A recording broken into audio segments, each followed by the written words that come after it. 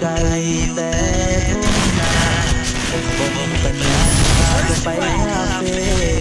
ถ่ายรูปสวยลงเฟซจักเด้ไอ้มันบ่เท่คือจังผู้บ่าวในต้องแล่นมาก็หาหลอกใส่เดอยากเห็นให้เจ้าไอ้คนของงานก็ยากมันบ่โง่บ่สมเจ้าดอกลาคนไทยว่าสนากระทงที่ต่อต่อมีแค่ใจจะรักเลยทั้งไหนที่เอา